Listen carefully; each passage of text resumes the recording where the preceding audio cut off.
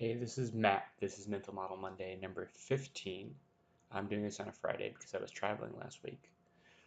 Today, I want to talk about what I consider to be one of the most counterintuitive principles when talking about creativity, and that is the idea of deliberate constraints. So, if I were to take a budding artist and I were to say, create me a piece of art, would I get a better art, a better piece of art than if I took a budding artist and I said, here's your canvas, here's the four colors I'm going to allow you to use, and here's the medium I'm going to allow you to use to uh, to create that art. The idea behind deliberate constraints is that the second one, even though I'm giving them less freedom and I am giving them less options, and it's actually constraining the types of art that could come out of that, the idea is that I would actually get better art from that. And there's a few reasons why this may be. This does seem to be true in research creativity, but there's a few reasons why. The one idea is the brain as a search algorithm. Okay, um, when you constrain the search space of a search algorithm, that gives that frees up resources to go deeper into that search algorithm to find more permutations along that algorithm. Whereas if you have a broad search space, you're going to sort of just find the most obvious options along each possibility branch. Um, and really creative, the whole idea behind creativity is going beyond the most obvious. So this could be one reason why deliberate constraints help. They help you go deeper instead of wider. Um, Also, the brain is a resource allocator. So if you're giving resources to figuring out, for instance, what materials you're going to use, it's going to give uh, less options to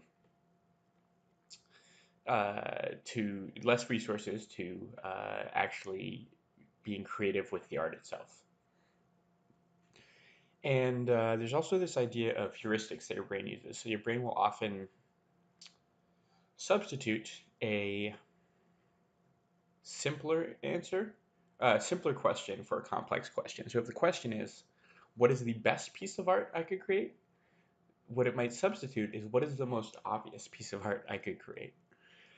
And so as by giving constraints, the most obvious one is already sort of uh, more creative and you get to go deeper. So I've been thinking about this a lot recently because we're talking about doing a sale for my company, and we're talking about how much we want to sell of the thing we're selling. Um, and it seems the obvious solution is to just sell as much as possible and it's possible in the market we're in to get to sell hundreds of millions of dollars worth of the digital asset that we're selling.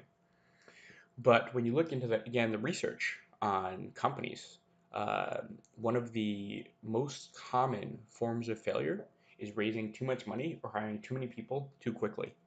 There's stages that companies go through, and if you prematurely raise money, it's called premature scaling. You're actually more likely to fail. And this is due to some of these same things.